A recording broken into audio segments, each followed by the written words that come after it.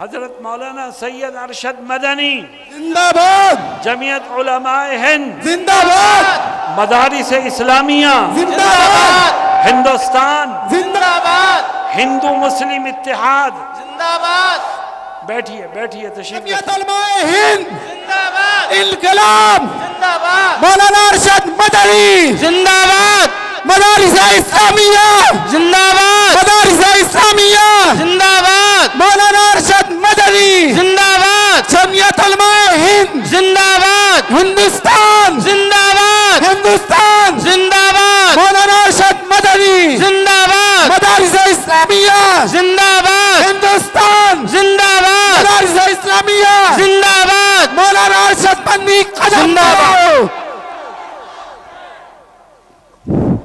بیٹھ جائیں تشریف رکھیں۔ اب میں تمام حضرات سے گزارش کروں گا کہ وہ کرسیوں پر بیٹھ جائیں۔ جس ذات گرامی کے لیے ہم نے اتنی سفر کی صعوبتیں برداشت کر لی ہیں، وہ وقت آ گیا ہے نہایت احترام کے ساتھ، نہایت توجہ کے ساتھ حضرت اقدس صدر جمعیت علماء ہند جانشین شیخ الاسلام، ہم سب کے دلوں کی دھڑکن حضرت مولانا سید ارشد مدنی دامت برکاتہم، ان کا یہ کرم ہے، احسان ہے اس علاقے پر کہ حضرت نے ہمیں تاریخ سے نوازا۔ اب دل کی گہرائیوں سے ہم حضرت کا شکر ادا کرتے ہیں اور امید کرتے ہیں کہ حضرت اپنے ناصحانہ کلمات سے ہمیں نوازیں گے، اور انشاءاللہ جو بھی ہدایت حضرت کی ہوگی یہ پورا مجمع اس پر عمل کرنے کے لیے تیار ہے۔ حضرت سے میری درخواست ہے کہ حضرت اپنے کلمات سے ہمیں محظوظ فرمائیں۔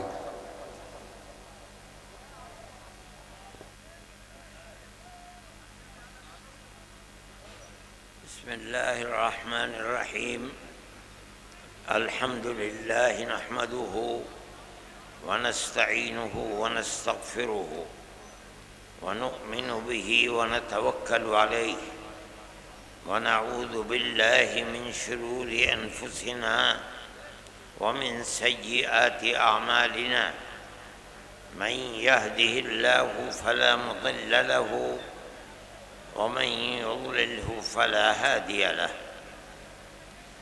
ونشهد أن لا إله إلا الله وحده لا شريك له، ونشهد أن سيدنا ومولانا محمدا عبده ورسوله، أما بعد، علماء کرام اور قرب و جوار سے جلسے میں شریک ہونے والے معزز حاضرین، یہ جلسہ جمعیت علماء یو پی نے کوئی عمومی جلسہ نہیں بلایا، اس کے لیے یو پی کے مشرقی اضلاع میں اس جگہ کو منتخب کیا گیا ہے تاکہ یو پی کے اندر مدارس پر گورنمنٹ کی طرف سے جو طرح طرح کے نوٹس آ رہے ہیں، مدرسوں کو بند کیا جا رہا ہے، مشرقی یو پی ہی میں ان اہل مدارس کو جمع کیا جائے اور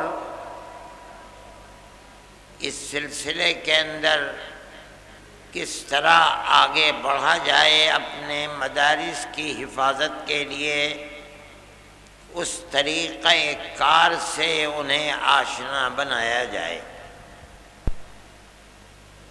ورنہ تو ہمارے احباب نے کچھ نے یہ کہا کہ سب سے پہلے مدارس پر جس گورنمنٹ نے ہاتھ ڈالا تھا وہ آسام ہے، وہاں بی جے پی کی گورنمنٹ ہے، وہاں جا کر جلسہ کیا جائے۔ اس کے بعد اتراکھنڈ کی سرکار نے مدارس کے اوپر ہاتھ ڈالا، پھر اس کے بعد مشرقی یو پی نے ہاتھ ڈالا، اور اب چند دنوں کی خبر ہے کہ ہریانہ سرکار نے پانی پت وغیرہ کے اندر مدارس کے اوپر نوٹس بھیجنے شروع کر دیے ہیں۔ کچھ لوگوں کی رائے تھی کہ ہمیں لکھنؤ میں جلسہ کرنا چاہیے، لیکن ہم نے ابتدا کے اندر غور و خوض کر کے، چونکہ بڑے بڑے مدارس کی جگہ یہ صوبہ ہے، ہمارا صوبہ ہے، اس لیے ہمیں پہلے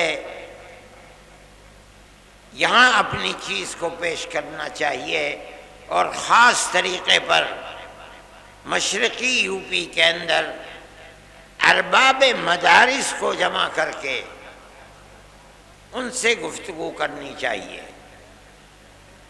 کوئی عام جلسہ نہیں ہے۔ ارباب مدارس پڑھے لکھے لوگ ہیں،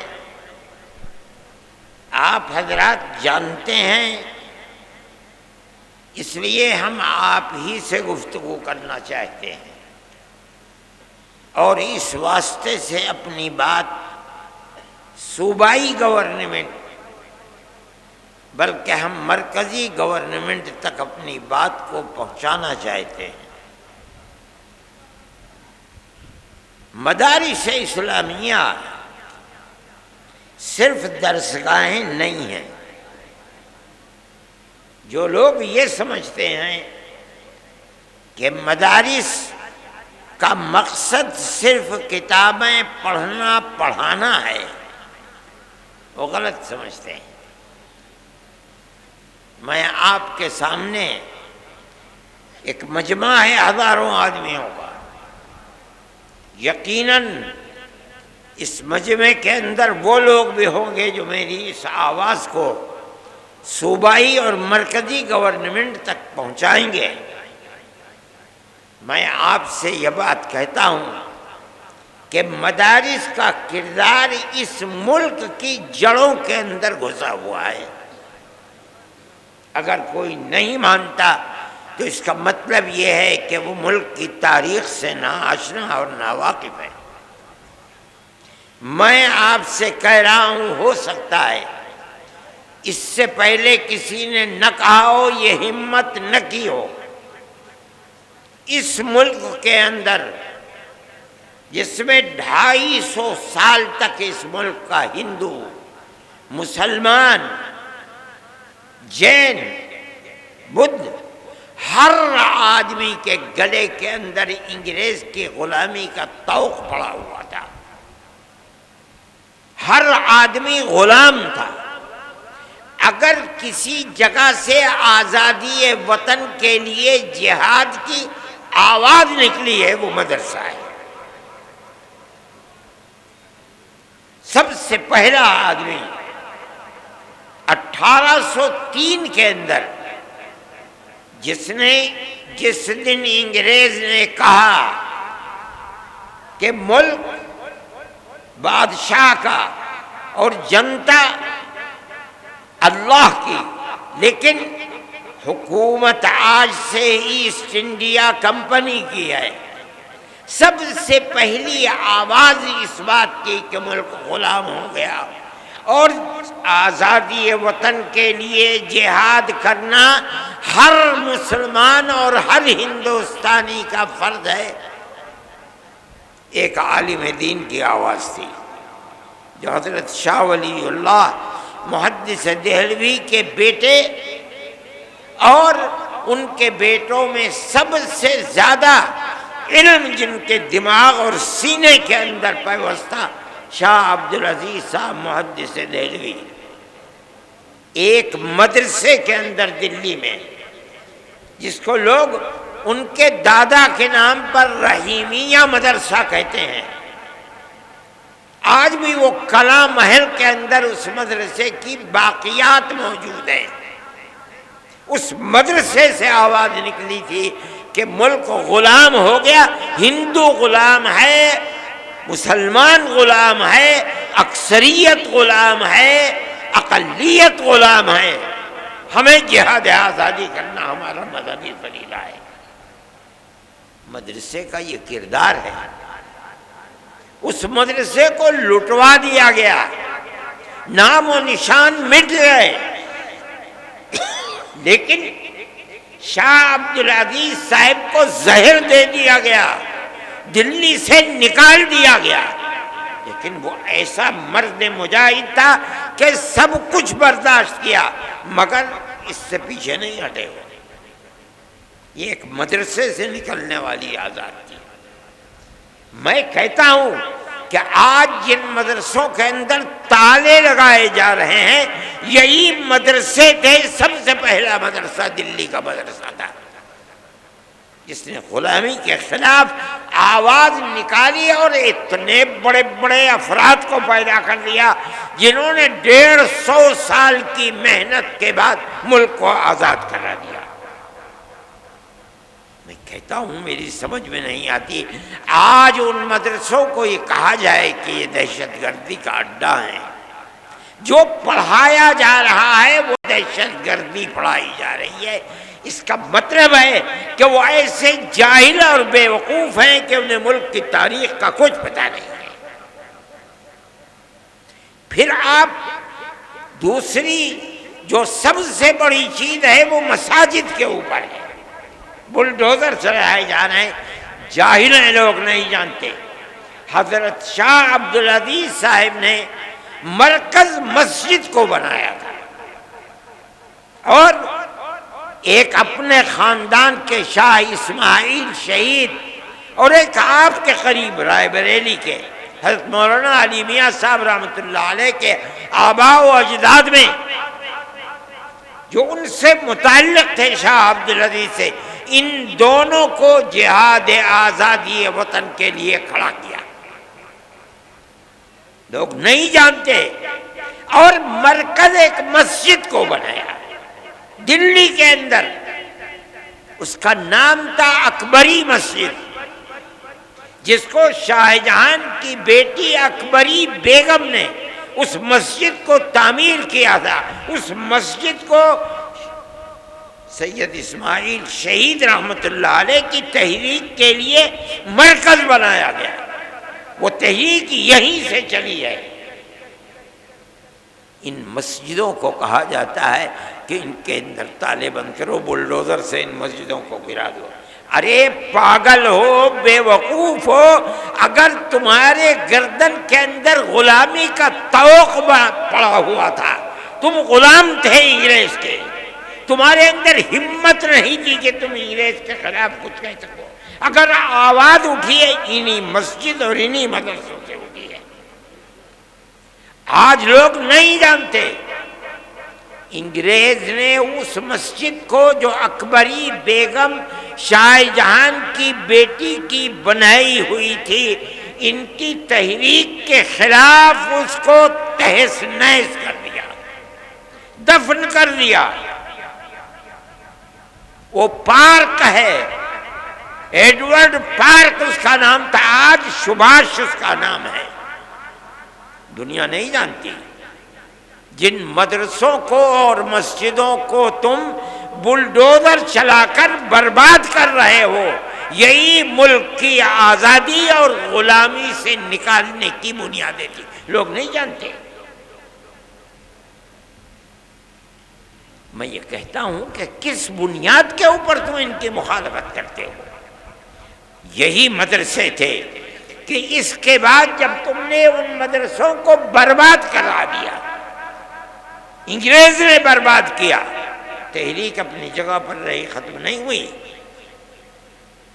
حضرت شاہ اسماعیل شہید رحمت اللہ علیہ اور ان کے ساتھی آزادی وطن کے لیے صوبہ سرحد جو آزاد قبائل ہیں وہاں پہنچ گئے، جہاد کرتے رہے، یہاں تک کہ سن 1832 کے اندر وہ شہید ہو گئے جہاد کرتے کرتے، چھوڑ دیا لوگوں نے۔ تتر بتر ہو گئے، لیکن لوگ واپس آئے، اور آنے کے بعد سن 30-32 سے لے کر سن 57 تک اپنا کام کرتے رہے، یہاں تک کہ 1857 کے اندر انہوں نے پھر دوبارہ جہاد کو بلند کیا، جس کو انگریز نے غدر کا نام دیا۔ اس جہاد کے اندر تاریخ کو اٹھا کر دیکھو، آج مصیبت یہ ہے کہ مرکز سے لے کر صوبائی حکومت تک کوئی پڑھنے والا آدمی نہیں ہے، بڑے سے بڑا ان پڑھ آدمی بیٹھا ہوا ہے۔ سن 1857 کے اندر جہاد کے اندر صرف دلی میں روشن مستقبل، روح روشن مستقبل، ان کتابوں کو اٹھا کر دیکھو، صرف دلی کے اندر 32,000 علماء کا قتل ہوا ہے۔ کون لوگ تھے یہ وہی تحریک تھی جو شاہ عبدالعزیز صاحب رحمۃ اللہ علیہ نے دلی کے ایک مدرسے سے اس تحریک کو بلند کیا تھا، جس کا مرکز اکبری مسجد کو بنایا تھا۔ اس مسجد کی در و دیوار آج بھی اینٹیں دفن ہیں۔ ابھی 5-7 سال پہلے شعیب اقبال جو اسمبلی کے ممبر ہوا کرتے تھے، اتفاق سے وہ زمین کو کیوں کھودا نہیں معلوم، اس کے باقیات مل گئے، لیکن بی جے پی گورنمنٹ نے ان کو باقیات کو باقی نہیں رہنے دیا، اس کو پھر پاٹ کر کے زمین کے اندر دفن کر دیا گیا۔ وہ ایک تاریخ تھی۔ یہ مسجدیں اور یہ مدرسے اسی تاریخ کے نمونے ہیں۔ کوئی ہے مائی کا لال بتائے وہ کون سی جگہیں ہیں جہاں سے آزادی وطن اور غلامی کی زنجیر کو نکال کر پھینکنے کے لیے مرکز بنائیں؟ کوئی بتا سکتا ہے؟ میں مسلمان ہوں، میں کہہ رہا ہوں، علل اعلان کہہ رہا ہوں، تاریخ کی کتابوں کو پڑھو، اگر غلط کہہ رہا ہوں بتاؤ غلط ہے۔ کیوں مدرسوں کے پیچھے پڑے ہوئے ہو؟ ہمارا تعلق کوئی سیاست سے نہیں ہے۔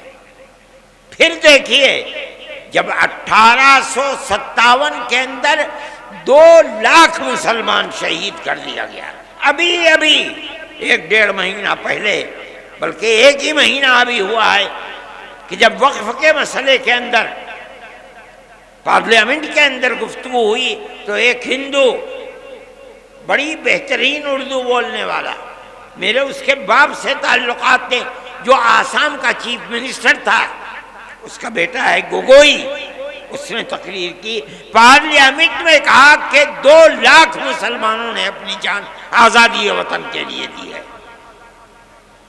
ان لوگوں کے نام لیے جنہوں نے آزادی وطن کے لیے اپنی جان کو قربان کیا ہے، اور یہ ایک حقیقت ہے۔ نتیجہ کیا ہوا اس کا؟ ملک آزاد ہوا۔ کیسے کیسے افراد پیدا کیے۔ دارالعلوم کی بنیاد اسی پر بنی ہے۔ جب 1857 میں خدا کی قدرت، آزادی وطن کے لیے جو لوگ کھڑے ہوئے تھے انگریز کے خلاف، ان کے حق میں فیصلہ اللہ کا نہیں تھا، ناکام ہو گئے۔ بچے گھروں کے اندر، باپ شہید کر دیا گیا، کوئی نام لینے والا نہیں ہے، گھر میں کچھ نہیں ہے، بچے بھیک مانگنے کے لیے باہر ہیں، ماں اپنی عزت کو بچائے ہوئے گھر کے اندر بیٹھی ہوئی ہے۔ چرچ کے لوگ نکل رہے ہیں، ان بچوں کا ہاتھ پکڑ رہے ہیں، ہمیں دو بچے کو، ہم اسے مفت پڑھائیں گے، مفت لکھائیں گے، مفت کپڑے دیں گے پہننے کے لیے، پڑھا کر کے ملازمت دیں گے، یہ اپنے پیٹ کو بھی پالے گا، تمہارے پیٹ کو بھی پالے گا۔ اس صورتحال کو جب عام معافی کا اعلان ہوا اور ان مدرسوں کا بنیادی کردار رکھنے والے حضرت نانوتوی اور حضرت گنگوہی اور ان کی جماعت نے دیکھا تو بیٹھ کر میں مدرسوں کے بنانے کا فیصلہ کیا، اور ٹھیک 9 سال کے بعد سن 1866 کے اندر دارالعلوم کی بنیاد ڈال دی۔ اس بنیاد کے بعد سب سے پہلی شخصیت جو سامنے آئی ہے وہ حضرت شیخ الہند رحمۃ اللہ علیہ کی شخصیت کہی جاتی ہے۔ ان کے شاگردوں کے شاگرد یہ لوگ ایسے تھے کہ جن کے رگو پے کے اندر خون تھا، اور وہ خون آزادی وطن کا تھا۔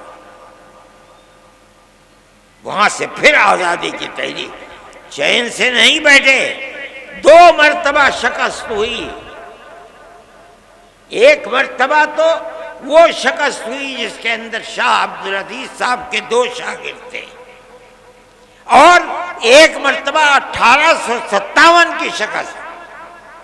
اس کے بعد انہوں نے دارالعلوم دیوبند کی بنیاد ڈالی۔ کس لیے؟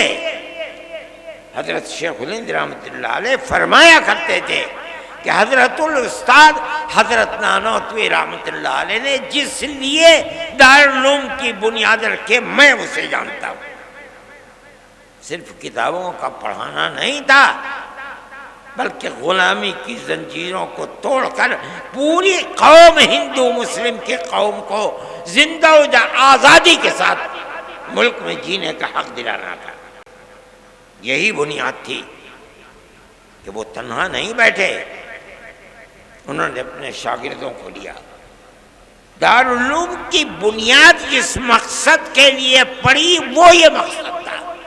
پھر ایک مدرسہ نہیں، اس مدرسے سے 50 سال کے اندر سن 66 سے لے کر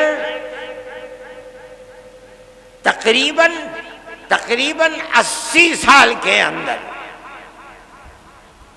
ہزاروں مدرسے ملک کے اندر بنا دیے گئے، یہاں تک کہ سن 47 کے اندر ملک آزاد ہو گیا۔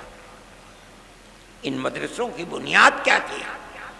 آزادی وطن بنیاد تھی، غلامی کی زنجیروں کو توڑنا تھا، یہی بنیاد تھی کہ حضرت شیخ الہند رحمۃ اللہ علیہ نے آخری سانس ملک کی آزادی کے لیے انہوں نے اور ان کے شاگردوں نے، مفتی کفایت اللہ صاحب، شاہ جہاں پوری، حضرت مدنی، انور شاہ کشمیری، اور اس کے بعد ان کے شاگرد، یہاں تک کہ ملک سن 47 کے اندر آزاد ہو گیا۔ اور حضرت شیخ الہند رحمۃ اللہ علیہ کے اندر اللہ نے آزادی وطن کے لیے کتنی طاقت رکھی تھی اور کیسا جذبہ تھا، ایسے افراد دنیا کے اندر کم ملتے ہیں۔ حضرت جب واپس آئے مالٹا کی جیل سے سن 1919 کے اندر، بلکہ سن 1920 کے اندر، جمعیت علماء 19 میں قائم ہوئی اور 20 میں حضرت شیخ الہند مالٹا کی جیل سے ہندوستان واپس آئے ہیں، تو ریاست بہاولپور کے ان کے جو سب سے قریبی آدمی تھے، گویا کہ وزیر اعظم تھے، سر رحیم بخش، انگریز نے ان کو سر کا خطاب دیا تھا، انگریز نے ان کو بھیجا تاکہ حضرت شیخ الہند سے ملے اور یہ کہیں کہ حضرت آپ چلے گئے، دارالحدیث دارالعلوم دیوبند کی سونی ہو گئی، لوگ آپ کے پاس آ کر کے تصوف کی مشق کیا کرتے تھے، ذکر الہی میں مشغول تھے، وہ بھی سلسلہ ختم ہو گیا۔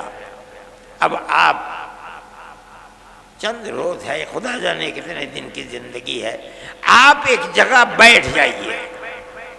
آپ نے پوری کوشش کر لی انگریز کو ہٹانے کے لیے، مگر انگریز حکومت تو اپنی جگہ سے ٹس سے مس ہوئی نہیں ہے، تو پھر آپ کو اپنی زندگی، وہ کام جو آپ کے بعد ختم ہونے کو ہیں، انہیں پھر دوبارہ زندہ کرنا چاہیے۔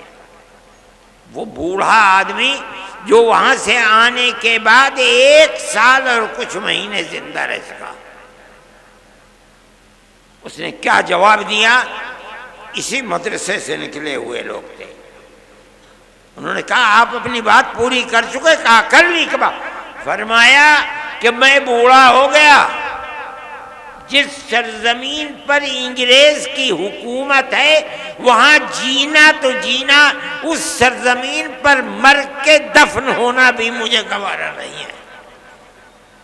میں تو ہندوستان صرف اس لیے آیا ہوں کہ میں آ کر اعلان کروں کہ انگریز کی غلامی حرام ہے۔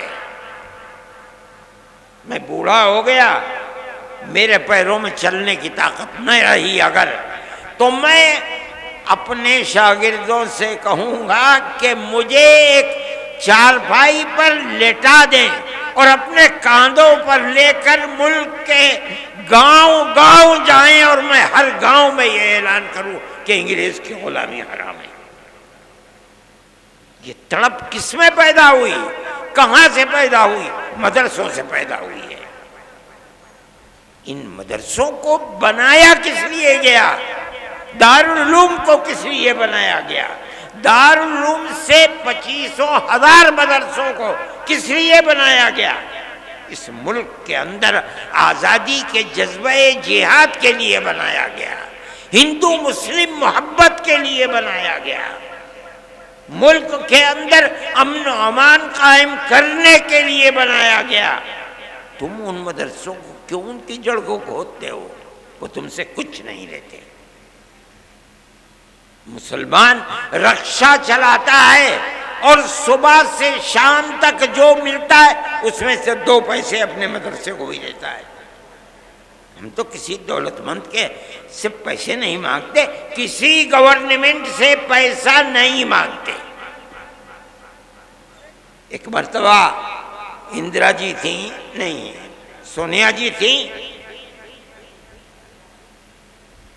اور ارجن سنگھ زندہ تھے۔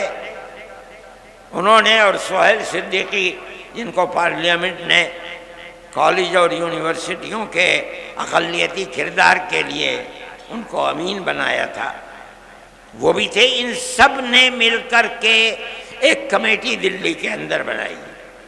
انہیں لوگ مل بھی گئے، کچھ لوگ تھے، مولوی فضیل تھے گورکھپور کے، اور دوسرے لوگ انہیں مل گئے، انہوں نے بلا لیا۔ مجھے بھی بلایا مگر میں بھول گیا۔ مجھے ایک صاحب نے کہا کہ بھائی انہوں نے بلایا تھا تم گئے نہیں۔ مجھے یاد آیا، میں فوراً گھر میں گیا، بریف کیس میں ایک جوڑی کپڑا رکھا اور ایک گاڑی 10 بجے جاتی تھی، میں اس گاڑی میں سوار ہو کے دلی پہنچ گیا۔ صبح کی میٹنگ تو ختم ہو گئی تھی، ظہر کے بعد 2 بجے کی میٹنگ تھی، میں بریف کیس اٹھا کر کے وہاں چلا گیا، جا کے بیٹھ گیا۔ انہوں نے مجھے دیکھا تو اسٹیج کے اوپر بنا لیا، جلسہ شروع ہو گیا، میرا نام آیا تو میں کھڑا ہو گیا اور میں نے کہا کہ مدارس کے سلسلے میں آپ جو تحریک چلا رہے ہیں کہ مدارس مدرسہ بورڈ سے ملحق ہو، اور آپ 800 کروڑ کا بجٹ بھی لے کر کے آ گئے، آپ کیوں یہ چاہتے ہیں؟ آپ کو مدرسوں کی کردار کا پتہ ہے کہ مدرسوں نے کیا کیا ہے۔ میں نے ان کے سامنے یہ چیز رکھی کہ ملک غلام تھا، مدرسوں کی تحریک دارالعلوم دیوبند سے چلی، بنیاد اس کی کیا تھی؟ آپ سے وہ 2 پیسے نہیں چاہتے، اس لیے کہ انہیں یقین ہے کہ اگر آپ پیسہ دیں گے تو کل کو آپ ان کے نظام تعلیم میں بھی دخل دیں گے، ان کے نصاب تعلیم میں بھی دخل دیں گے۔ وہ اپنے آپ کو آزاد رکھنا چاہتے ہیں۔ ارجن سنگھ کہنے لگے کہ ہم وعدہ کرتے ہیں کہ ہم دخل نہیں دیں گے۔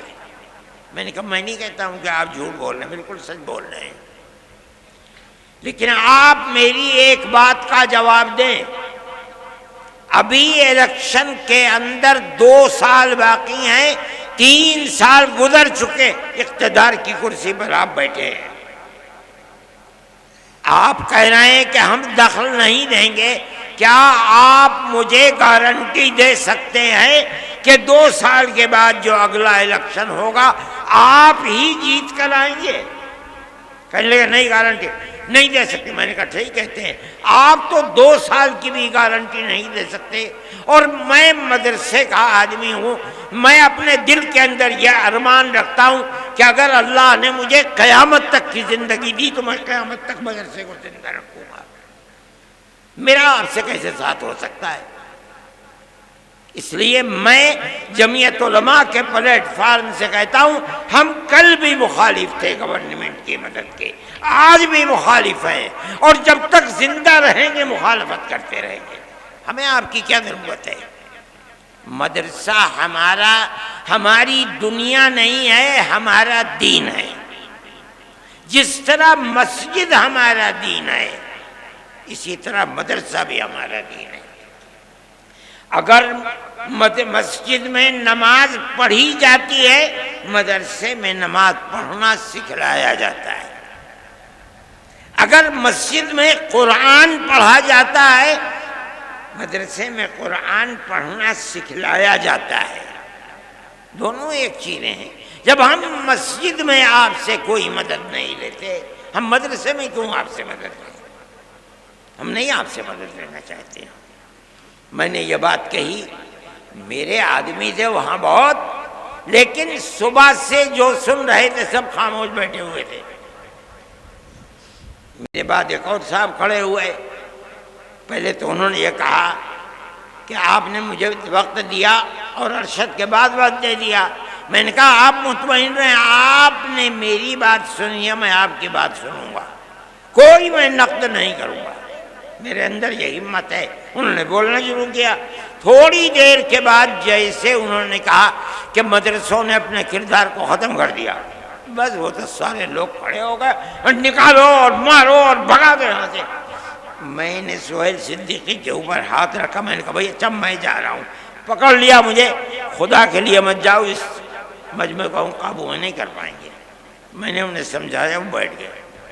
میں یہ بات کہتا ہوں کہ گورنمنٹ کی طرف سے کوئی بھی ایسی بات جو مدرسے اور مسجدوں کے اوپر کوئی زنجیر باندھنے کی چیز ہے، کیوں ہو رہا ہے؟ مدرسے نے تو اس ملک کی آزادی کے لیے سب سے پہلی آواز مدرسوں نے اٹھائی ہے۔ وہ مسجد جس کو انگریز نے مکمل تباہ کر دیا، اکبری مسجد، کیا ہوا تھا وہاں؟ غلامی کی زنجیر کو توڑنے کی تحریک وہاں سے چلی تھی۔ آج بھی اگر زمین کو کھودو گے ایڈورڈ پارک کی تو وہاں سے وہ ان کی دیواریں مل جائیں گی۔ آج انہی مسجدوں کے لیے یہ صورتحال چل رہی ہے، کیسے قابل قبول ہو سکتی ہے؟ ہم یہ سمجھتے ہیں کہ ملک کے اندر جو چیز جو ذہن پنپ رہا ہے وہ اس ملک کو تباہی کی طرف لے کر کے چل رہا ہے۔ ایک چیز نہیں ہے، مدرسے اور مسجدوں کا مسئلہ ہے۔ اسلام کے خلاف جو تحریکیں چل رہی ہیں وہ تحریکیں انتہائی بدترین تحریکیں ہیں۔ سب سے پہلا مسئلہ ہے طلاق، ہم اس کے اوپر خاموش رہے، ہم گورنمنٹ کے مقابلے میں نہیں آئے۔ ہم نے یہ سوچا کہ بھئی ایک چیز ہے، چلو جس کے دل کے اندر ایمان ہے وہ اسلام کے قانون پر عمل کرے گا، جو کورٹ میں جائے گا کورٹ اس کے لیے فیصلہ کرے گا۔ لیکن اس کے بعد اسلام کے نظام کو درہم برہم کرنے کے لیے آگے آ گئے۔ اتراکھنڈ کے اندر یہی صورتحال چل پڑی۔ پھر چلیے اتراکھنڈ کے اندر چل رہی تھی، مرکزی گورنمنٹ نے اس کے سلسلے میں تمام ادیان کو ملا کر کے ایک نیا دین بنانے کی بات کو شروع کر دیا۔ ہم اس کے مخالف تھے۔ دستور کے اندر جو ہندوستان کا دستور ہے، جمعیت علماء، ہمارے اکابر شیخ الہند مولانا ابوالکلام آزاد، مولانا حفیظ الرحمان صاحب، جو لوگ پارلیمنٹ کے اندر گھسے ہوئے تھے، اور جمعیت علماء برابر جیسے جیسے آزادی وطن کی چیز سامنے آ رہی تھی ہمیشہ عہد لیتی چلتی تھی، ہم سے وعدہ کرو کہ ملک آزاد ہوگا، جو گورنمنٹ بنے گی، جو دستور بنے گا وہ سیکولر دستور ہوگا۔ اور کانگریس ہم سے وعدہ کرتی چلتی تھی۔ میرے پاس تحریریں موجود ہیں کہ جن کے اندر موتی لال نہرو، جواہر لال نہرو، گاندھی جی، کانگریس کی ورکنگ کمیٹیوں کی تجاویز ہیں۔ وہ کہتے ہیں کہ ہم یقین دیتے ہیں کہ مسلمانوں کا مذہب، مسلمانوں کے اوقاف، مسلمانوں کی مسجدیں، مسلمانوں کے امام باڑے، ان کی زبان، ان کا کلچر، ایک لمبی فہرست ہے، ہر چیز محفوظ رہے گی۔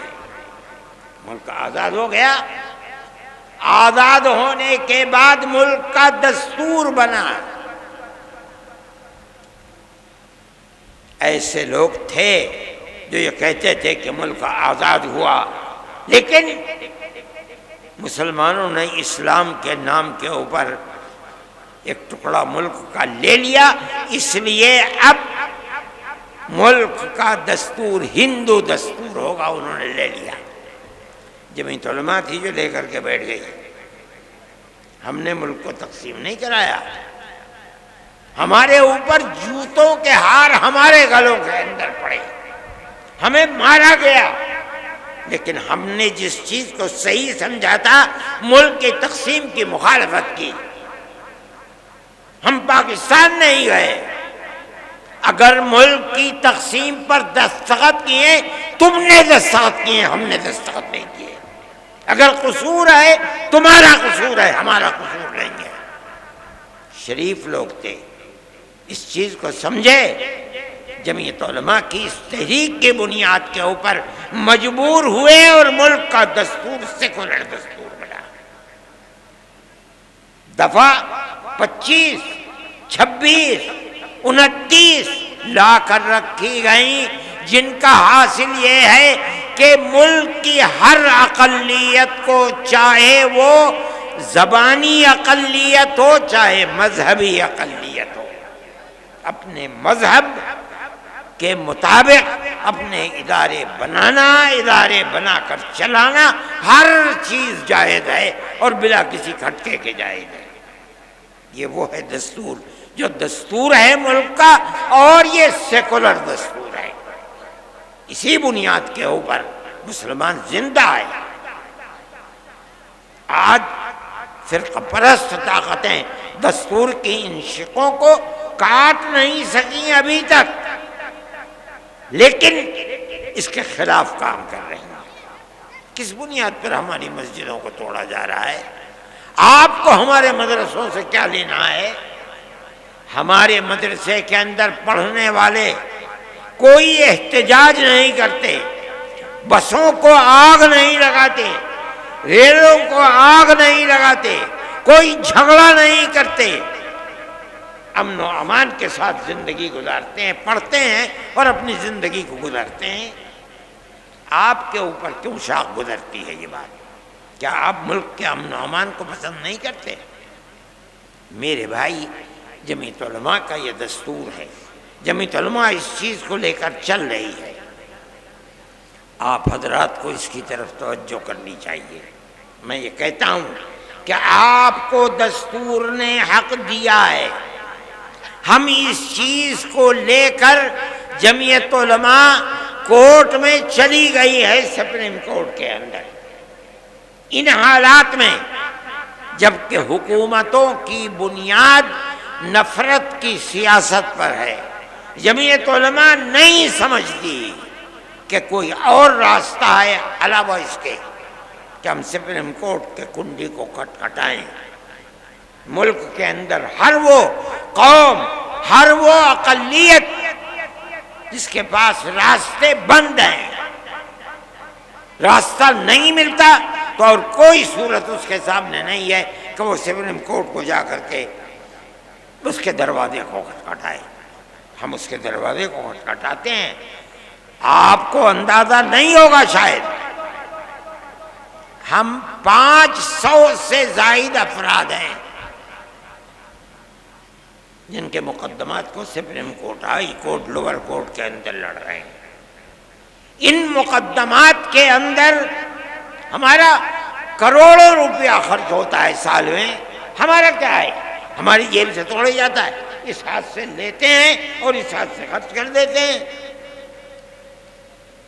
جمعیت علماء کا یہ کردار ہے، جمعیت علماء اس کے لیے کام کر رہی ہے۔ سپریم کورٹ کے سوا ہمیں کوئی چیز نظر نہیں آتی ہے۔ وقف کے سلسلے کے اندر ہم سپریم کورٹ میں گئے اور بڑے سے بڑا جو وکیل کپل سبل جو ایک دن میں 5 منٹ کے لیے اگر کورٹ میں گئے 15 لاکھ روپے کی فیس رکھتے ہیں، ہم جاتے ہیں ان کو پیش کرتے ہیں، انہوں نے 3.25 گھنٹے کھڑے ہو کر کے وقف کے مسئلے کے اوپر گفتگو کی ہے۔ سارے ہندوستان کیا ساری دنیا نے اس کو دیکھا ہے؟ جمعیت علماء کے وکیل تھے۔ ہوتا کیا ہے اس کو اللہ جانتا ہے کل، لیکن جمعیت علماء سپریم کورٹ میں جاتی ہے، ہم بھی جائیں گے سپریم کورٹ میں، ہر بنیاد کو لے کر کے جائیں گے، جہاں ہمیں راستے نظر نہیں آئیں گے ہم جائیں گے۔ لیکن ہم یہ بات کہتے ہیں کہ ملک کی ایک پرانی تاریخ ہے، آج سے نہیں 1400 سال سے ہماری تاریخ ہے اس ملک کے اندر۔ پہلے ملک کے اندر راجا اور رجواڑوں کی حکومت تھی، مسلمان زندہ تھا اور اپنے مذہب کے ساتھ اس ملک میں زندہ تھا، کیرلا سے لے کر سندھ تک زندہ تھا۔ اس کے بعد بابر آئے اور دوسری لوگ وسط ایشیا سے آئے اور انہوں نے حکومتیں کر لی، مسلمان اپنے مذہب کے ساتھ زندہ تھا۔ بہادر شاہ ظفر آخری بادشاہ تھے، چلے گئے، اس کے بعد انگریز کی حکومت، مگر مسلمان اپنی آزادی مذہب کے ساتھ زندہ تھا۔ اس کے بعد یہ آئی حکومت، کانگریس کی حکومت کے اندر ایسا مسئلہ مسلمان کے ساتھ نہیں تھا، کانگریس کی حکومت ختم ہوئی، اب اس کے بعد یہ لگتا ہے کہ اس دستور کو بھی آگ لگا دی جائے گی اور مسلمان کو مذہب کے اعتبار سے نقصان پہنچایا جائے گا۔ میرے بھائی، ہم یہ سمجھتے ہیں کہ جب تک یہ دستور زندہ ہے آپ کو نہ کرنے کا کچھ حق ہے، اور ہم جائیں گے کورٹ میں، پہنچ گئے ہیں کورٹ کے اندر، فیصلہ کب آتا ہے کب نہیں ہوتا ہے ہمیں اس سے کوئی فکر نہیں۔ ہمارا ماننا یہ ہے کہ ملک کے اندر امن و امان رہ سکتا ہے تو اس کی صورت صرف یہی ہے کہ ملک کی ہر اقلیت اور اکثریت ایک دوسرے کے ساتھ مٹھی کی انگلیوں کی طرح سے جڑ کر رہے ہیں۔ جمعیت علماء اسی طرح زندہ رہتی ہے اور کام بھی اسی طریقے پر کرتی ہے، ہم اس چیز کو لے کر پہنچیں گے۔ لیکن میں یہ کہتا ہوں کہ یہ نظریہ دل میں پیدا کیوں ہوتا ہے کہ آپ مسلمان کو نقصان پہنچائیں اور اس کے مذہب سے بیگانہ کریں آپ؟ میں سمجھتا ہوں کہ یہ چیز ملک کے لیے غلط ہے اور سارے ملک کو تباہ کر رہی ہے۔ آپ اقلیت اور اکثریت کے اندر گھسیں، ماحول کے اندر کاروبار کو دیکھیں، اقتصادیات کو دیکھیں، امن و امان کو دیکھیں، ہر اعتبار سے ملک تباہ اور برباد ہوتا چلا جا رہا ہے۔ کاروباری لوگ یہ بیٹھے ہوئے بنارس کے، میں صبح سے بات کر رہا ہوں، ہر آدمی یہی کرتا ہے کہ جم گیا ہے کاروبار، ایسا لگتا ہے جیسے مارکیٹ میں پیسے ہی نہیں ہیں۔ چند افراد ہیں جو سارے ملک کی دولت کے اوپر قبضہ کیے ہوئے ہیں، لیکن سارا ملک ان چند افراد سے تو نہیں چلتا ہے۔ کیا بربادی ہے؟ میں کہتا ہوں گورنمنٹ جسے امن و امان قائم کرنا چاہیے، بھائی چارگی کو بڑھانا چاہیے، ہندو مسلم اتحاد کو پیدا کیا جائے، ہر ایک کو مذہبی دستور کی آزادی دی جائے، آپ نے اس کو آگ لگانا شروع کیا ہے۔ ملک تباہی اور بربادی کی طرف چل رہا ہے۔ جمعیت علماء کی یہ تحریک ہے، امن و امان ختم ہو رہا ہے۔ موب لنچنگ ایک مصیبت ہے، اور سب سے بڑی مصیبت لوگ یہ سمجھ رہے ہیں کہ مسلمان کی طرح نہیں۔ جب آپ لوگوں کو یہ حق دیں گے کہ وہ قانون کو اپنے ہاتھ میں لے لیں، تو صرف مسلمان ہی کا قتل نہیں ہوگا، مسلمان کا بھی قتل ہوگا، ہندو کا بھی قتل ہوگا، بربادی ملک کے اندر آئے گی۔ کیا کر رہے ہیں آپ؟ میں حکومتوں کو کہتا ہوں، کہاں ہیں حکومتیں؟ کیا ہو رہا ہے؟ کس طرح قتل ہو رہے ہیں؟ کیا انتظامیہ کو یہ پتہ نہیں کہ کیا ہو رہا ہے؟ کون لوگ ہیں وہ عنصر، کون ہیں جو اس طریقے پر آدمی کو آپ کی موت سے کھیل رہے ہیں؟ وہ کون لوگ ہیں؟ دنیا دیکھ رہی ہے۔ ہم نے یہ بات کہی تھی، شور مچایا تھا، جب بہار سے جو صوبہ بنا اس کے اندر موب لنچنگ سب سے زیادہ، اور بی جے پی گورنمنٹ تھی، بی جے پی گورنمنٹ گر گئی، امن و امان ہو گیا۔ آج یو پی کے اندر ایسی تباہی مچی ہوئی ہے، اور یہی راجستھان کے اندر ہے۔ اگر حکومت چاہے تو وہ ملک کے امن و امان سے کھیلنے والے لوگ ایک دن نہیں آزاد رہ سکتے۔ لیکن یہ افسوس کی بات ہے کہ ہندو اور مسلمان کا قتل عام کرنے والے لوگ بالکل زندہ ہیں، اگر گئے بھی جیل میں 2 4 5 10 دن کے لیے گئے، اور اس کے بعد آزاد ہو کر کے پھر انہوں نے یہی شروع کر دیا۔ کس طرح ملک چلے گا؟ یہ بربادی کس طرح سے قبول کر لی جائے؟ میں یہ بات ارباب مدارس سے کر رہا ہوں کہ انہیں اپنے مدارس کی حفاظت کے لیے کام کرنا چاہیے۔ حفاظت کس طرح سے ہوگی؟ ایک تو ہے حفاظت دستوری۔ دستوری حفاظت کا مطلب یہ ہے کہ جو دستور کے اندر دفعات ہیں، اور دستور نے جو آپ کو اختیار دیا ہے، آپ اس دستور کے دیے ہوئے اختیار کو استعمال کریں، بہت اچھی بات ہے۔ لیکن اگر میں اپنے مکان کو دبی بنا سکتا ہوں جب زمین میری ہو، اگر میری زمین نہیں، میں نہیں بنا پاؤں گا، تو آپ یاد رکھیے کہ مدرسے کو بھی آپ جب ہی بنا سکتے ہیں جب وہ زمین مدرسے کی ہو۔ آپ جب ہی بنا سکتے ہیں جب کسی دوسرے کی زمین پر آپ نے قبضہ کر کے اپنا مکان نہ بنایا ہو۔ تو آپ مدرسہ کیسے بنا دیں گے؟ مسجد کیسے بنا دیں گے؟ نہیں ہو سکتا ہے۔ دوسری بات، آپ جب ہی بنا سکتے ہیں جب آپ نے میونسپلٹی سے، کارپوریشن سے، ضلع انتظامیہ سے اپنی زمین ثابت کر کے اس زمین کا نقشہ منظور کرایا ہو۔ اگر نہیں ہے آپ اسے نہیں بنا سکتے۔ یہ ایک مصیبت ہے، اور میں سمجھتا ہوں کہ یہ بھائی چارگی تھی۔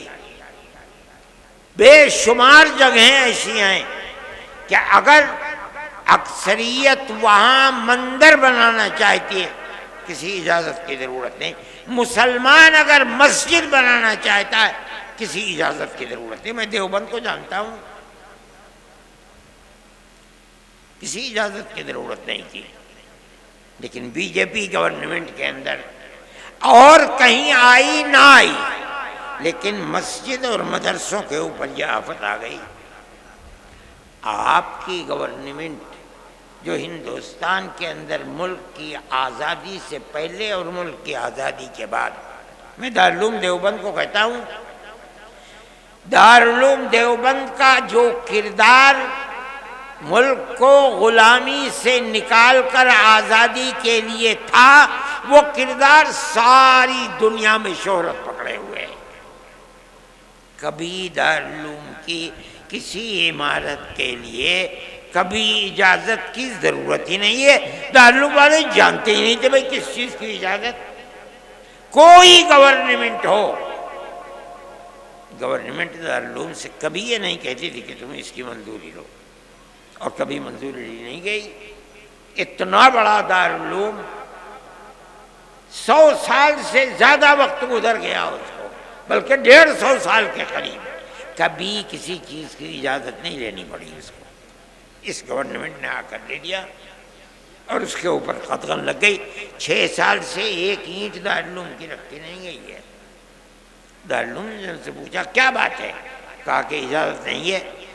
دارالعلوم نے اپنے اس کردار کی بنیاد پر ان سے کہا ہو سکتا ہے کہ گورنمنٹ کا بھی اس کے اندر دخل ہو کہ بھائی نہیں ہے، ہم آپ سے کہتے ہیں آپ ہمارے اوپر جو جرمانہ چاہے لگا دیجیے. انہوں نے جرمانہ لگایا 1 کروڑ 1.5 کروڑ سے زیادہ کا. دارالعلوم نے 25 لاکھ اس میں جمع کیے، 25 لاکھ یا 20 لاکھ. باقی اور کے بارے میں اختلاف ہو گیا. وہ کہتے تھے 60 کروڑ روپیہ دینا پڑے گا. اس کے بعد پھر بات چیت ہوئی تو وہ گر کر کے 1 کروڑ 60 لاکھ کے اوپر آ گیا. دارالعلوم نے 25 لاکھ دے دیا. ابھی تک فیصلہ نہیں ہوا ہے. میں یہ کہتا ہوں کہ پچھلی گورنمنٹوں نے ملک کے اندر رہ کر کے جن چیزوں کے اندر آزادی دی، اگرچہ وہ قانون کے خلاف تھی. نہیں پوچھا کہ مسجد کس زمین پر بن رہی ہے، کیا ہو رہا ہے. اگر یہ بات ثابت ہو جاتی ہے آج کہ یہ گورنمنٹ کی زمین ہے اور مسجد کی زمین نہیں ہے، انہیں توڑنے کا حق ہے. اگرچہ آپ کو دستوری اعتبار سے یہ حق ہے کہ آپ مسجد بنائیں، لیکن یہ مطلب نہیں ہے کہ آپ گورنمنٹ کی زمین پر مسجد بنا لیں، گورنمنٹ کی زمین کے اوپر مدرسہ بنا لیں. اگر آپ بنائیں گے تو آپ کو لوہے کے چنے چبانے پڑیں گے. میں اپنے ساتھیوں سے بھی کہتا تھا کہ اس موضوع کے اوپر گفتگو کریں. آپ مدرسہ بنائیں، اپنی زمین پر بنائیں، مدرسے کی زمین پر بنائیں. مسجد بنائیں، اپنی زمین پر بنائیں، مسجد کی زمین پر بنائیں. وقف کریں اس کو. یہاں ایک مسئلہ آتا ہے. آج اگر آپ یہ چاہیں کہ آپ کو مسجد بنانے کی اجازت مل جائے گورنمنٹ سے، آپ تمام شرائط کو پورا کر دیں. شرائط کو پورا کرنے کے بعد گورنمنٹ، صوبائی گورنمنٹ، مرکزی گورنمنٹ آپ کو مسجد بنانے کی اجازت دے دے. آج کی صورتحال یہ کہ آپ کو اجازت نہیں مل سکتی. پھر کیا کریں گے آپ؟ آپ مشترکہ مکان، پنچایت گھر، اس طریقے کا مکان بنانے کی اجازت لیں. اپنے پنچایت بھی کریں اور آپ اس کو مسجد کے طریقے پر بھی استعمال کریں. لیکن یہ غلطی کبھی مت کیجیے گا کہ نقشے کی منظور کرائے بغیر یا اپنی زمین کے علاوہ گورنمنٹ کی کسی زمین کے اوپر آپ کر لیں. تو جس طرح آپ کی بنائی ہوئی ان کالونیوں کو بلڈوزر سے سینکڑوں مکانات کو تباہ کیا جا رہا ہے، اسی طرح آپ کی مسجدوں اور مدرسوں کو بھی تباہ کیا جائے گا. آپ اسے یقین سمجھیے اور اس کے لیے آپ کو کوشش کرنی چاہیے. میرے بھائی، وقف کے مسئلے کے اندر بھی ہم اسی طرح گئے ہیں.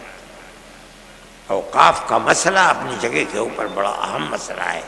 ہماری لاکھوں ایکڑ زمین ہے ملک کے اندر جو اوقاف کی زمینیں ہیں. یہ وقف یوزر استعمال کی ہوئی زمین کو اگر اس کے پاس کاغذات وقف کے نہیں ہیں، علامتیں وقف کی ہیں، آپ اسے قبول کر لیں. یہ جمعیت علماء کے اکابر کا معاملہ تھا. ملک کی تقسیم کے بعد بے پناہ ایکڑ زمین اوقاف کی تھی. ان لوگوں نے بیٹھ کر جو وقف 54 کے اندر قانون بنا، جواہر لال زندہ تھے، استعمال دلیل ہے اس بات کی کہ یہ وقف ہے، کوئی کاغذ نہیں ہے۔ 500 سال 600 سال پرانی مسجد ہے۔ آپ کے یہاں جونپور کے اندر کیسی بڑی بڑی مسجدیں، معلوم ہوتا ہے قلعے ہیں، 400 سال 500 سال پرانی مسجدیں ہیں، کسی کاغذ کوئی کاغذ ہے ہی نہیں اس کے اندر۔ علماء دیوبند جمعیت علماء نے سن 54 میں قانون جواہر لال کے سامنے بنایا اور یہی قانون چل رہا ہے اس وقت۔ انہوں نے آ کر کے اس قانون کے اندر ترمیم کرنی چاہیے، ہم اس کے خلاف ہیں۔ ہم گئے کورٹ کے اندر، سب سے پہلے جمعیت علماء ہند کورٹ کے اندر گئی، جو بہترین سے بہترین بڑے سے بڑا وکیل تھا، ہم نے اس وکیل کو پکڑا۔ اور میں یہ بات کہتا ہوں، وہ نہیں ہے یہاں، میں کبھی اگر گیا تو میں ان کا شکریہ بھی ادا کروں گا۔ وہ وکیل جو 15 لاکھ مجھ سے صاحب کہہ رہے تھے کہ انہیں کچھ مشورہ لینا تھا، انہوں نے کہا میرے پاس تو وقت نہیں ہے، اگر آپ کو مشورہ لینا، میں جا رہا ہوں فلاں صاحب کے پاس ملنے کے لیے، آپ گاڑی میں بیٹھ جائیے۔ گاڑی میں بیٹھ گئے، ایک جین صاحب ڈاکٹر ہیں دیوبند، وہ مجھے سنانے لگے کہ میرے خیال میں 5-7 منٹ لگے ہیں وہاں تک پہنچنے میں۔ انہوں نے مشورہ دے دیا اور ان سے پوچھ لیا کہ میں کیا پیش کروں، فرمایا 10 لاکھ روپے دے دو۔ 5-7 منٹ کی گفتگو میں کہا کہ میرا اسٹینو ہے، اس کو دے دو 10 لاکھ روپے، اور 10 لاکھ روپے انہوں نے دے دیے۔ جمعیت علماء کے ساتھ ان کا معاملہ یہ ہے کہ مٹھی میں دبا کر کے جو بھجوا دیتا ہوں، آج تک اس شخص نے کبھی یہ نہیں کہا کہ کیا دے رہے ہو، اٹھا کر کے جیب میں رکھ لیتے ہیں، اس لیے کہ وہ یہ سمجھتے ہیں کہ جمعیت علماء کا معاملہ اپنے لیے کچھ نہیں ہے، یہ تو صرف جنتا کے لیے ہے، ہم اسی کام کو کر رہے ہیں، وہ اس میں ہمارے ساتھ شریک ہیں۔ اس لیے میرے بھائی اپنے معاملات کو سمجھیے، جمعیت علماء آپ کے لیے معاون و مددگار ہے۔ ہم ہر لمحے کے اوپر مدارس کے مسئلے کے اندر بھی ہم کورٹ میں پہنچ گئے، لیکن کورٹ نے یہ کہا کہ یہ مسئلہ اتراکھنڈ کا ہے، اسے ہائی کورٹ میں جانا چاہیے۔ ہم نے کہا ٹھیک ہے دے دیجیے، لیکن میں کل بھی وکیل صاحب سے بات کر رہا تھا کہ اب سب سے پہلے آسام کے اندر مسئلہ آیا، دوسرے نمبر میں اتراکھنڈ کے اندر مدارس کا مسئلہ آیا، تیسرے درجے کے اندر یو پی کے اندر آ گیا، چوتھے درجے کے اندر ہریانہ میں آ گیا، کہاں کہاں ہائی کورٹ میں جائیں؟ آپ یہ بتائیے، بہتر سے بہتر سپریم کورٹ کے وکیلوں سے مشورہ کر کے، کیا یہ اسباب کہ 4 صوبوں کے اندر مدرسوں کے پاس نوٹس آ رہے ہیں، کیا یہ سب مل کر کے سپریم کورٹ میں جا سکتے ہیں یا نہیں؟ اگر جا سکتے ہیں تو بتائیے ہمیں کیا کریں گے۔ انہوں نے کہا کہ میں 2-4 دن کے اندر اس سلسلے میں مشورہ کر کے آپ کو بتا دوں گا، جس دن یہ مشورہ آئے گا ہم اسی وقت سپریم کورٹ میں جائیں۔ مگر یاد رکھیے، ہمیں اگر راحت مل سکتی ہے تو دستوری حق کے اوپر مل سکتی ہے۔ اگر وہ مدرسے کی زمین مدرسے کی نہیں ہے اور نقشہ منظور کرایا ہوا نہیں ہے، آپ کو کوئی راحت نہیں ملے گی۔ اس بات کو آپ سمجھیں اور اسی طریقے کے اوپر لے کر چلیں۔ جمعیت علماء جو کر سکتی ہے ہم آپ کے ساتھ ہیں۔ جمعیت علماء کا یہ کردار ہے کہ امن و امان کے ساتھ چلیے، ملک میں امن و امان ہونا چاہیے، ملک میں پیار و محبت رہنا چاہیے، بغیر اس کے ملک نہیں چلے گا۔ ہم اس بات کو کہہ رہے ہیں، ببانگ دہل کہہ رہے ہیں۔ اگر گورنمنٹ کا کوئی کردار ایسا ہے جس کے اندر امن و امان ختم ہوتا ہے، اور آج کل بہت ہو رہا ہے، تو ملک اور حکومت سب کے لیے بربادی کا سبب ہے۔ آپ دیکھیے، میں انہی چیزوں کو سبب سمجھتا ہوں۔ آج سے 8-9 سال بلکہ 10 سال ہی ہو رہے ہیں تقریباً جب گورنمنٹ آئی ہے، کس قوت کے ساتھ آئی تھی، لگتا تھا سارا پارلیمنٹ بی جے پی کا ہے۔ لیکن 7-8 سال گزرے، اس وقت بی جے پی دلی کے اندر یعنی ملک کے اندر اس اقلیت میں ہے کہ اگر بیساکھی نہ ہو تو بی جے پی 2 گھنٹے بھی سرکار نہیں بنا سکتی۔ کیوں ہوا؟ اتنی بھاری اکثریت اتنی اقلیت میں کیسے تبدیل ہو گئی؟ ایک ہی سبب ہے کہ ملک کے اندر وہ بھائی چارگی جو ہزاروں سال سے ملک کی تاریخ تھی، آپ نے اس تاریخ کو آگ لگا دی۔ اس لیے ہر آدمی سوچتا ہے، اور آپ جتنا آگے بڑھ رہے ہیں اس نفرت کے اوپر پیر ٹیکتے ہوئے، آپ یقین مانیے کہ آنے والے دن اور بھی آپ کے لیے بربادی کا ہوگا۔ جمعیت علماء جب کبھی آواز اٹھاتی ہے اسے امن و امان اور حقیقت کے لیے اٹھاتی ہے۔ بابری مسجد کا مسئلہ تھا، جمعیت علماء تنہا وہ جماعت ہے جو اجودھیا سے لے کر کے سن 51 سے اور 70 سال تک مقدمہ لڑتی رہی ہے، کوئی نہیں ہے۔ جمعیت علماء تنہا ایک جماعت ہے۔ لوور کورٹ میں بھی ہم نے لڑا، پھر ہائی کورٹ میں تو بہت کم دن رہا، وہاں ہم نے لڑا، پھر وہی مقدمہ اٹھ کر کے آ گیا، ہم سپریم کورٹ کے اندر لڑتے رہے۔ ہمارا مدعا یہ تھا کہ بابری مسجد اپنی جگہ پر ہے، اکھاڑا یہ کہتا تھا کہ نہیں اپنی جگہ پر نہیں ہے، یہ رام جنم بھومی ہے، یہاں مندر تھا،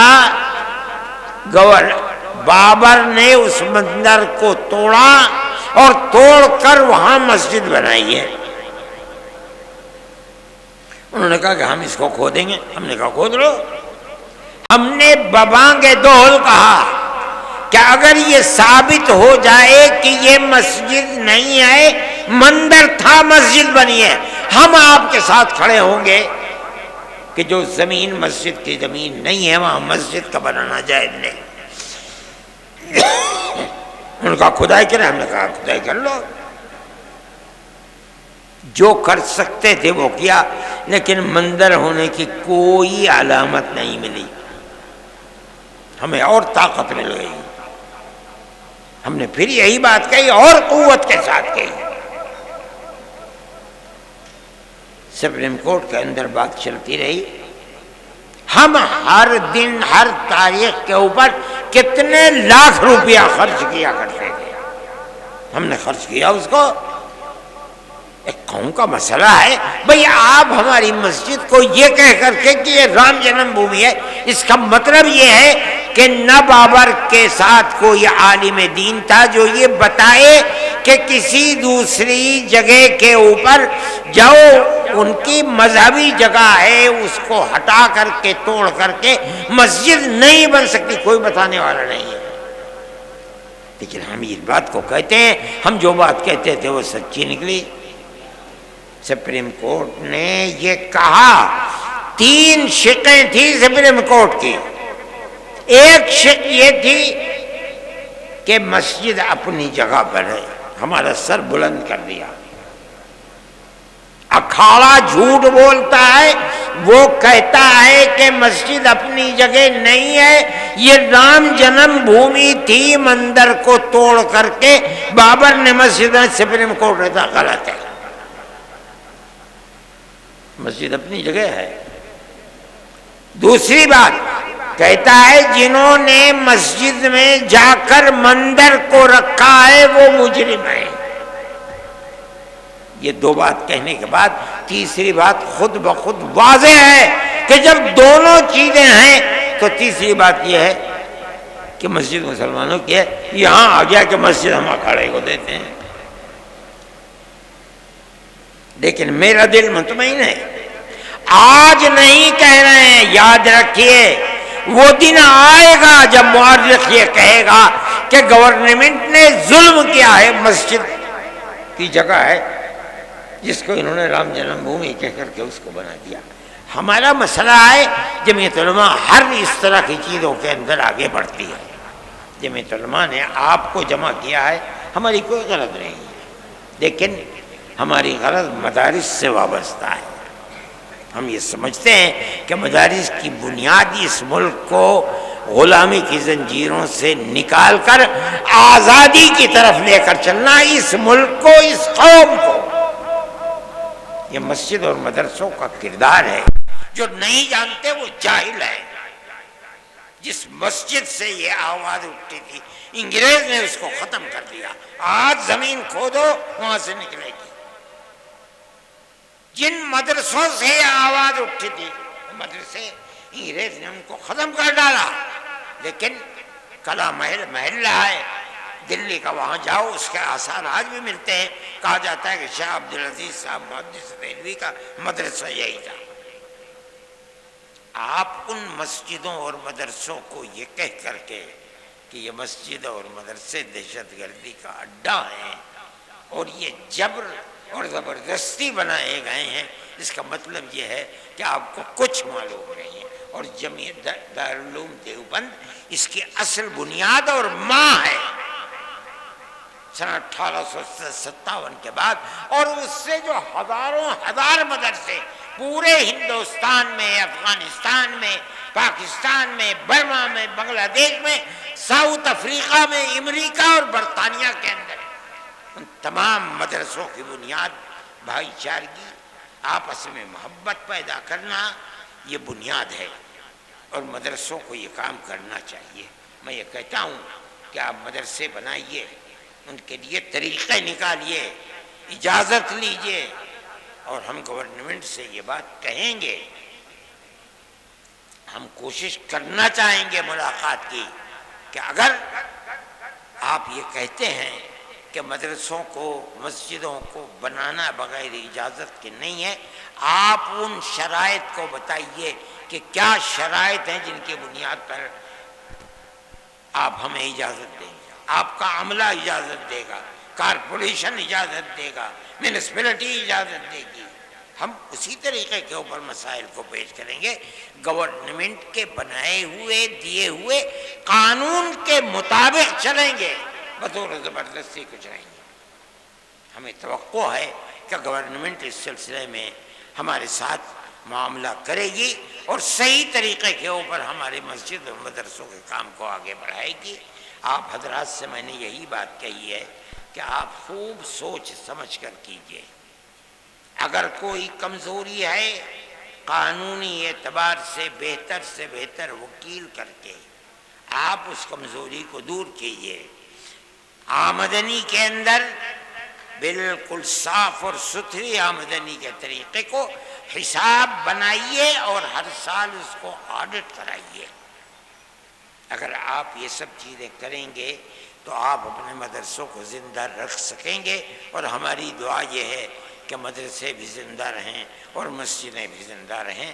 اللہ تعالی ہمارے اس ملک کے اندر پیار و محبت، جس طرح ہماری پرانی تاریخ ہے، اس پیار و محبت کو زندہ و جاوید رکھے.